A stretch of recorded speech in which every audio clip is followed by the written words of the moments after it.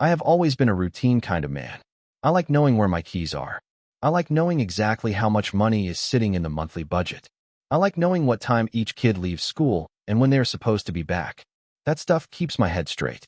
For 23 years, my wife, Amber, and I built a life that looked solid from the outside. We had 3 healthy kids. We had a comfortable house. We had steady money coming in and going out the way it should. Most days were predictable, and honestly, I liked it that way. Our marriage was not like it was in the beginning, but I figured that was normal when you have been with somebody for the long haul. Amber was still there, still present, just quieter. Over time, I got used to fewer random hugs, fewer long kisses, and less of that spark people talk about. I told myself it was just how life goes. But my youngest daughter, Madison, started noticing things before I did. Madison has always had sharp eyes. Our oldest, Brianna, was away at college. Our son, Tyler, spent more time glued to video games than paying attention to anything else in the house. Madison was the one who picked up on the small changes, the kind that do not jump out at you unless you are looking. One afternoon, Madison was helping Amber fold laundry. She saw a skirt she had never seen before. It was short and tight, not the kind of thing her mom usually wore. Amber did not even try to hide it. She just shrugged and said she was trying to update her wardrobe and look more modern. A few days after that, Madison spotted a bright red lipstick sitting in the bathroom. Amber never wore loud makeup. She was always the simple kind, a little mascara at most, nothing that bold. Then there was the smell. On certain mornings when Amber left for work, a new perfume would hang in the hallway afterward. Not her usual scent. Something stronger. Something that did not fit the woman I thought I knew. I did not catch on right away. Most days I was buried at work, staring at spreadsheets, sitting in meetings, convincing myself everything at home was steady. I honestly believed I had things under control until an email came in with a credit card statement. It was for the extra card that was assigned to Amber. At first, I was not even looking for trouble. I was just doing what I always do, checking numbers, making sure the budget still made sense. But then a few charges grabbed me by the throat. There was an expensive restaurant visit on a Tuesday afternoon. Not Friday night. Not a family dinner. Tuesday afternoon. Then there was a florist, and it was not even in our neighborhood. That is when my stomach dropped. I opened the full statement and went through every line. The purchases were spaced out, not huge all at once, but they followed a pattern. Little things that looked like somebody trying to keep secrets, but not doing a great job of covering their tracks. That night, while Madison was at the table doing homework, I brought it up carefully. I asked her if she had noticed anything different around the house. She answered fast, like she had been holding it in for weeks. She told me about the new clothes. She told me about the perfume. She told me about the makeup. She said it felt weird, but maybe Amber was just trying to feel pretty again, or maybe Madison was overthinking it, because she is at that age where everything feels big. I did not say much after that. I did not want to drag my daughter into adult problems any more than she was already in them. I thanked her, told her I was glad she told me, and I went to the bedroom with my head spinning. The next day, I went to my lawyer. I did not go in there yelling or making a scene. I just sat down and told him I needed 3 things prepared: a separation agreement, a postnuptial contract, and divorce papers. Quietly, cleanly, no drama. I told myself I had to protect myself before I confronted Amber, because once you open a door like that, you cannot close it again. On the drive home, memories kept hitting me like quick flashes. Our first Christmas together. The night we found out we were going to have Brianna. Family Sundays. Birthdays. The kind of late-night hugs you only get when you have built years with somebody. It was all real. I know it was. But in that moment, it felt far away, like an old photograph shoved in the back of a drawer. That evening at dinner, Amber talked like everything was normal. She asked about the kids, mentioned something about her day, and even laughed once like nothing had changed. I barely heard her. I watched her hands when she talked. I watched her face. I searched for something, anything, that would tell me whether she was lying straight to me or whether I was losing my mind. She looked relaxed. Too relaxed. Madison sat across the table, quiet. She watched both of us like she already understood the whole situation. In that moment, I knew she knew. And I knew. Amber was the only one acting like the truth was not already pushing its way through the walls of our house. Later, while Amber was in the shower, I walked into my office and opened the bottom drawer in the closet where I keep important documents. I pulled out 3 envelopes. In the first envelope were the separation papers. In the second envelope was the post-nuptial agreement. In the third envelope was the divorce filing. I read all of them again, even though I already knew what they said. I needed to feel certain. I needed to know I was doing this with a clear head. My heart was breaking, but I had to keep my feet on the ground. When Amber came out of the shower, she was drying her hair with a towel. I called her into the room. My voice sounded steady, but I could hear how tired I was. She walked in, saw the papers laid out on the bed, and stopped cold. She did not ask what they were. She just stared at them. I looked her right in the face and asked, "Is there someone else?" The question just hung there between us, heavy and ugly. Amber hesitated. Then she tried to smile like I was being ridiculous. She said I was overreacting. She said it was all in my head. But I did not blink. I have known this woman for more than 2 decades. I know her voice. I know her habits. I know the look she gets when she is trying to talk her way out of something. I asked again, clearer this time, no dancing around it. And that is when she could not fully deny it anymore. The truth did not come out all at once. It came in pieces, mixed with excuses and half-denials, like she was still trying to patch the holes while the ship was already taking on water. But it was clear. Something had changed. Something had happened. And whatever it was, our old life was not coming back the way it used to be. Hearing the name out loud was the part one was not ready for. Up to that point, I had been living on clues. A fancy lunch in the middle of the week. A new smell in the hallway. Little charges on the credit card that did not line up with her normal habits. All of it kept piling up in my head until it felt like my own heart was yelling at me.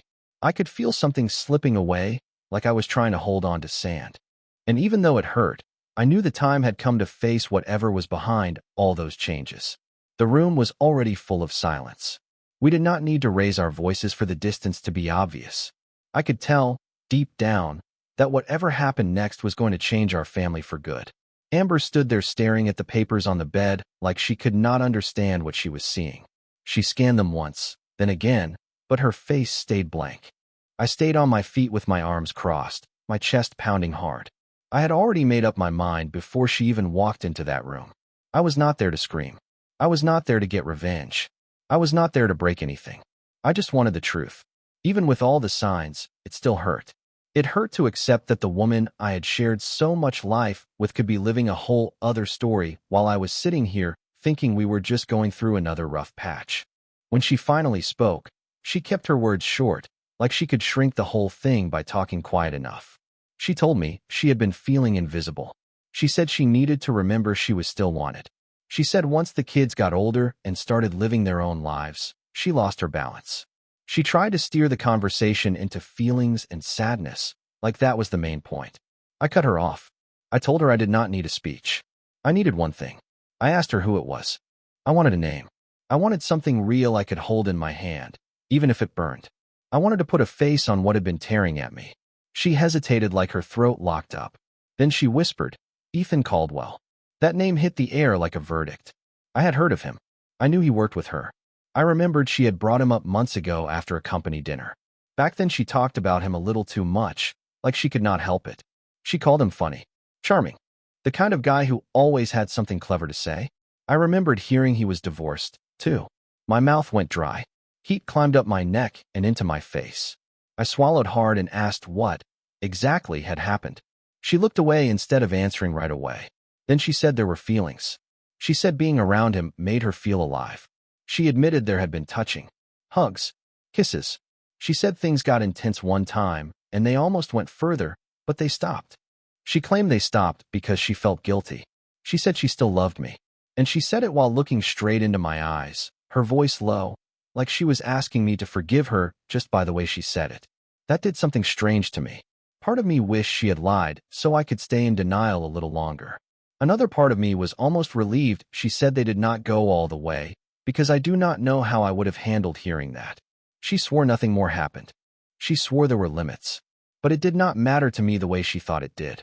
In my mind, the line was crossed the moment she let herself fall for another man. The moment she started hiding things. The moment she protected a secret instead of protecting our family. I picked up the papers again and set them on the dresser, neat and plain like they were just another stack of bills. I told her she could sign them whenever she wanted. Amber did not beg. She did not argue anymore. She did not try to twist the story in circles. She just stood there looking hollow, like someone had scooped the life out of her. A few hours later, I shut myself in my office. My phone would not stop buzzing. It was her. Message after message.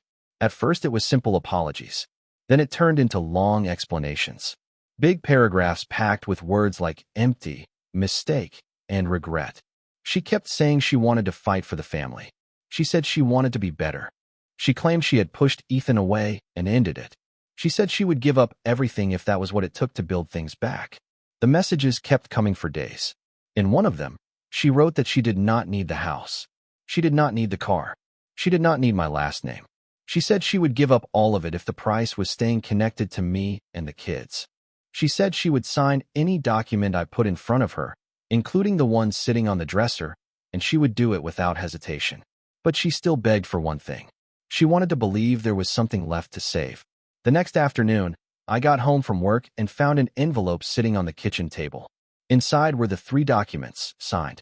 No speech, no sticky note, no extra explanation, just her signatures. There was also a handwritten letter attached. It was short. It said she was ready to lose everything, except the last chance to still be part of my life. That hit me in a way I did not expect. I was prepared for a fight. I was prepared for denial. I was prepared for excuses, or for her to try and guilt me into backing down. But what she put in front of me was not a fight. It was surrender.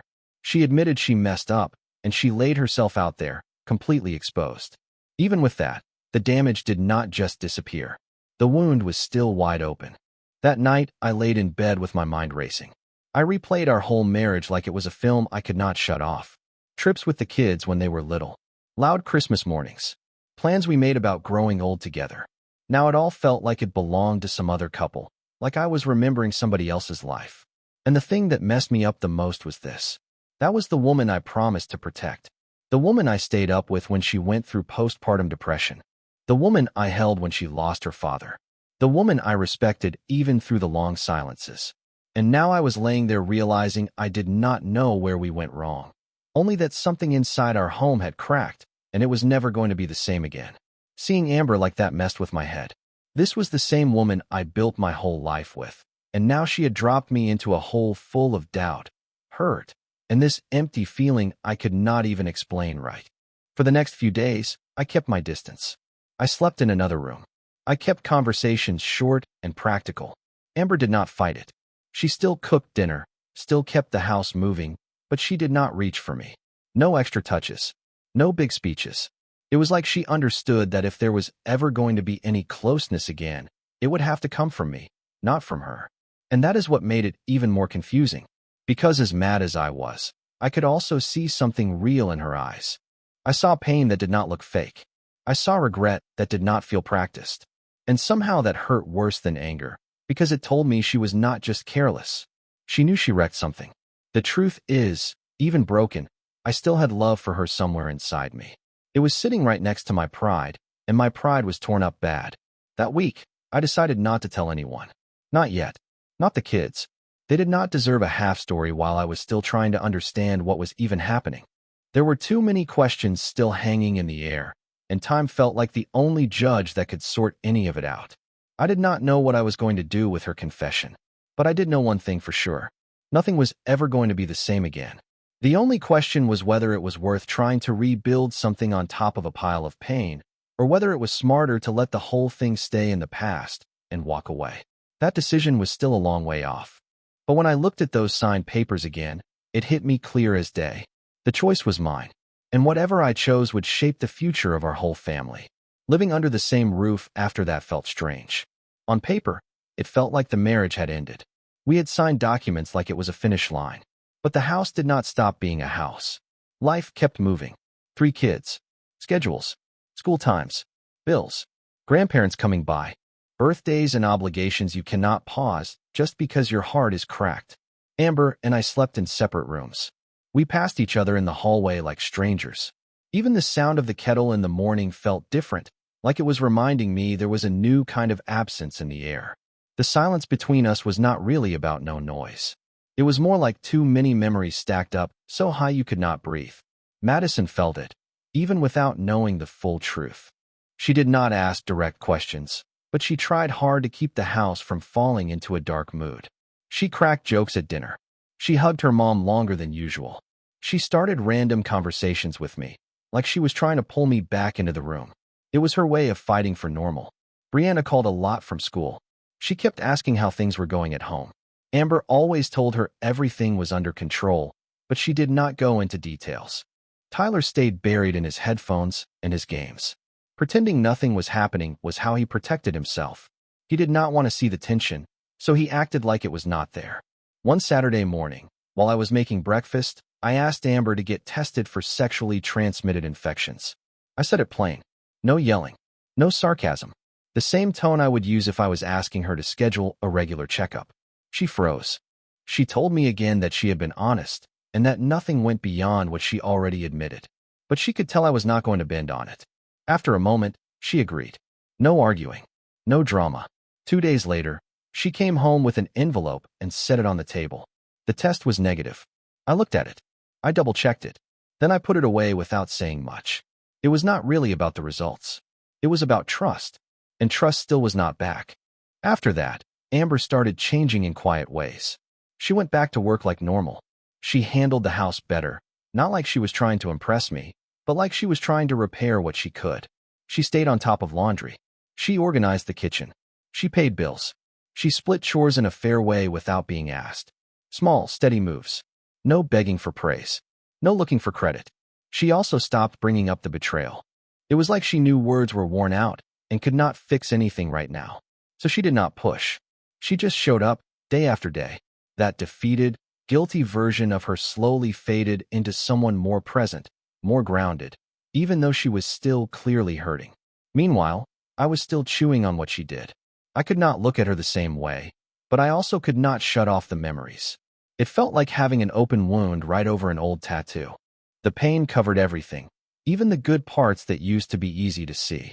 On the outside, I acted like I did not care. On the inside, I was split in two. I started hunting for distractions. I went back to the gym.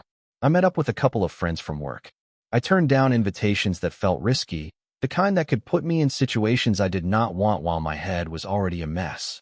But I said yes to almost anything that got me out of the house. One invitation, though, stuck in my mind. The company year-end party. It felt like the perfect place to test my own boundaries. To see what I would do when I was around people, music, drinks, and the kind of fake cheer that comes with office events. Amber knew the party was coming, but I did not tell her whether I planned to go. I kept it to myself. Then, at the last minute, I decided I would. And I took Madison with me. I told myself it was a simple move. Bringing her filled the space beside me with someone pure and honest.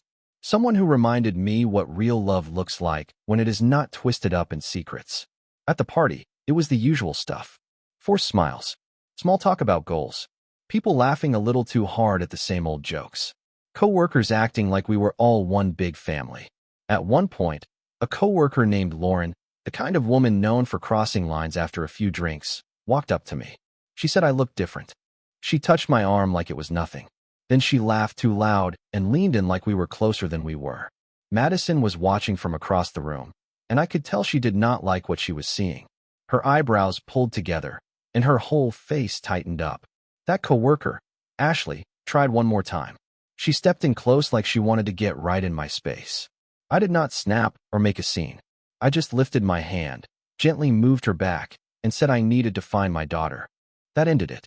When we got back to the car, Madison sat there staring at me with that look kids get when they are trying to act grown. Half curious, half protective, like she was watching out for me the way I am supposed to watch out for her. Then she asked me straight up, "Do you still love Mom?" I went quiet. I was not ready for that question, not from my youngest, and not with that kind of calm confidence. I took a deep breath, turned the key, started the engine, and pulled out of the parking lot. The whole drive home, that question kept pounding in my head like a hammer. And somewhere along that road, I realized something I did not want to admit. The betrayal did not erase everything. The distance did not erase everything. Even those signed papers did not erase everything. What I felt was still there. Not the old version of love. Not the easy kind. But something was still alive in me, even if it was tangled up with pain. A few days later, the house finally got quiet in a different way. Madison was spending the night at a friend's place. Tyler went to the movies with his cousins. Brianna was still away at school. For once, the house was empty. I was on the couch reading when Amber walked in with 2 mugs. She set one down on the coffee table and asked, real soft, if I still liked mine with sugar. I did not answer. I just took a sip. Then we started talking the way people do when they are trying not to talk about the main thing. We brought up an old movie we both watched when we were younger. We talked about the kids, how each one has turned out so different, like they all came from the same home but grew into their own worlds. Amber laughed, remembering the time Brianna tried to bake a cake and almost burned up the oven. I smiled. Just a little. That was enough to make Amber go quiet for a second. Then she thanked me for not dragging the kids into it. She said she knew how fast their respect for her could get destroyed if they heard the whole truth too soon. I gave a small nod. I could not bring myself to praise her. But I also did not see the point in trying to punish her every minute of the day. I was tired. Deep tired. Amber stood up to leave, but before she walked out, she turned around and said she was trying. She said she did not expect to win everything back. She just wanted to earn respect again. I stayed quiet, but I listened. And if I am being honest, something in me softened. Not a lot, just enough to notice. A few days after that, we ended up going for a walk. It was not planned. We finished dinner, and somehow we both ended up outside, following each other down the sidewalk like it was the most normal thing in the world. The silence between us was different than before. It was not heavy. It was just there, like a pause that did not need to be filled. At one point, Amber said she still pictured all 3 kids back home together next Christmas. I told her that did not depend only on her. She said she knew. Later on, we passed 2 teenagers laughing together near a corner. Amber slowed down and just stood there for a second. Then she reached out and lightly touched my arm. It was not dramatic. It was not needy. It felt instinctive, like her body did it before her brain could stop it. I did not pull away. That was small, but it mattered. I could see it in her face. Something lit up in her, but she tried to keep it contained. On the way back, we talked about regular stuff. Nothing deep, nothing dangerous, just simple topics. When we split in the hallway at home, she looked at me with this careful kind of hope, like she was holding it in her hands and trying not to drop it. That night, I went to bed not knowing what to think. But for the first time in weeks, I fell asleep without replaying every mistake she made. Instead, my mind drifted to the good years. The little kids. The first apartment when we had almost nothing but still felt rich because we had each other. The old dreams we used to say out loud. For the first time, I was not only thinking about what we lost. I was thinking about what might still exist.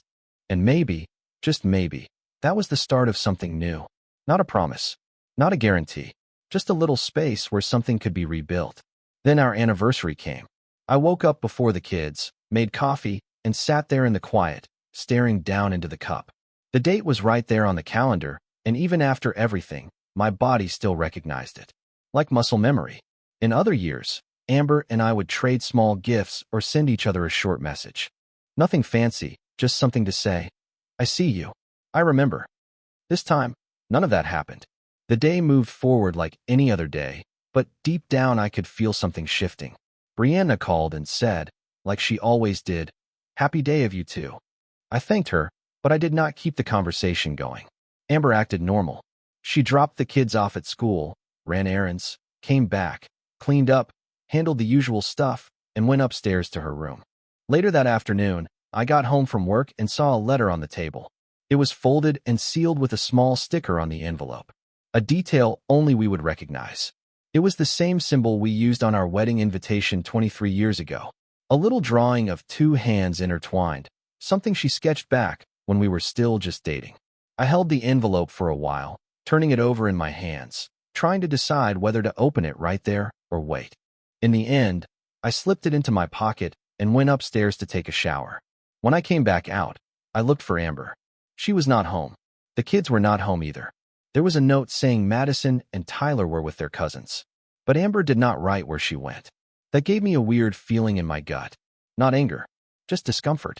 Like something was off. About 2 hours later, the phone rang. It was the city hospital. The person on the line spoke in a calm, professional voice. Amber had been in an accident. For a second, my brain did not even catch up to the words. I asked if it was serious. The person on the phone told me Amber was awake, but hurt, and they were keeping her under observation.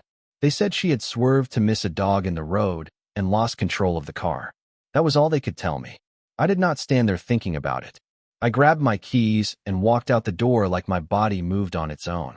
When I got to the hospital, I asked where she was, and they pointed me down a hallway that felt a mile long.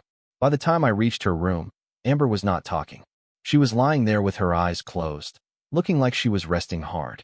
Not peaceful, just knocked out from the shock and whatever they had given her. A doctor came in and explained it plain. She had a bruised shoulder. She had scratches. Nothing life-threatening, but the impact was enough that they wanted to keep her there for a while, just to be safe. Observation. Precaution. He told me the injuries were not considered serious, but the scare was big. I sat down next to her bed and just looked at her. That is the part people do not understand until they live it. You can be angry at somebody. You can feel betrayed. You can even sign papers that say you are done. But when you see them laid out like that, hurt and quiet, something in you changes. I stared at the face I have known for most of my adult life.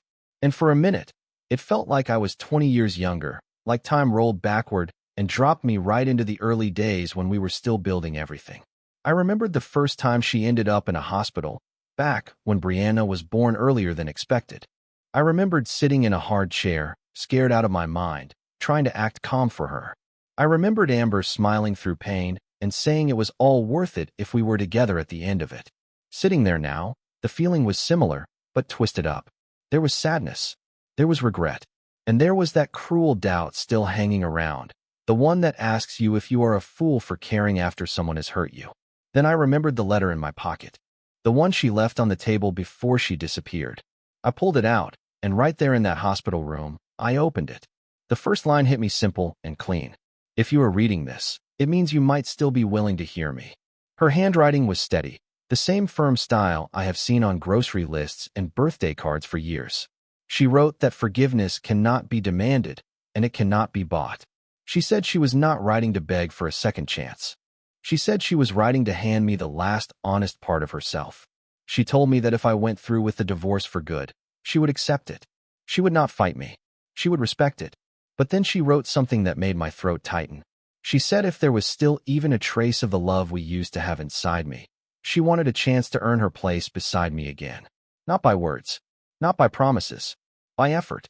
There was also an extra page tucked behind it. It was not signed, just a separate sheet, like she wrote it when she ran out of room but could not stop. On that page, she said she did not deserve the husband she had. She wrote that she always felt cared for by me, that she felt welcomed in our home, that she felt heard, even when we were quiet and tired and busy. She admitted she let her own emptiness make decisions for her, and she said that was on her, completely. No blaming the kids. No blaming work. No blaming me. Just ownership. And she finished by saying she understood whatever choice I made from this point forward. The words did not read like a pity speech. They did not feel dramatic or manipulative. It was more like a clean confession. Almost calm. Like she was finally done running from herself. I folded the pages back up and put the letter away. Then I looked at Amber again, and for the first time in a long while, the pain I felt was not mixed with rage. It was just pain. The heavy kind that comes from carrying years with somebody, all the good and all the bad, and realizing you cannot cut it clean without feeling everything at once. I stayed right there. I did not talk. I just reached out and held her hand carefully, like I was afraid to break something fragile. I did not need to give a speech. That was already an answer, even if I was not fully ready to admit it. A couple hours later, Amber started waking up. Her eyes opened slow. She stared up at the ceiling, then the wall, like she was trying to get her bearings. When she turned her head and saw me sitting there with that letter resting in my lap, she went still. She did not say a word. I did not either, at first. I lifted my hand and moved a bit of hair off her forehead where it was stuck near a bandage. Then I said the sentence that surprised me as much as it surprised her. We are going to start over. From zero. Together. Her eyes filled up right away. She cried, but she did not try to talk over it. She just grabbed my hand like she was holding on to the only steady thing left in the world. And in that moment, she looked like someone who never wanted to leave home in the first place. The days after that were about healing, but not just her shoulder and her skin. It was us, too. I took care of her the way I used to, back before all this happened. I cooked. I helped with the bandages. I picked up her medicine. I made sure she rested. Not because I had to, because I chose to. When the kids asked questions, I kept it simple. I told them Amber and I were working things out. That was the truth, even if it was not the whole story. Not everything magically got better. Some talks still felt uncomfortable. Old memories popped up at the worst times. I would be fine 1 minute, then see her phone on the counter or smell her perfume and feel my stomach twist. But a decision had been made. We were not trying to erase what happened. We were trying to turn it into something we could learn from, something that would not destroy us. I have learned something about real love. It does not stay perfect. It gets worn down. It gets bruised. It bleeds. It gets tired. Sometimes it goes quiet for a while. But if two people decide it still matters, even if only a piece of it is left, that piece can become a foundation. That is what we had. Not a big, shiny restart with speeches and dramatic promises. More like a slow rebuild with fewer words, more presence, fewer grand statements, and more shared silence. And in the middle of what was left, I could finally see room for something new to grow. Something stronger. Something more aware. And, in its own way, something more real than what we had before.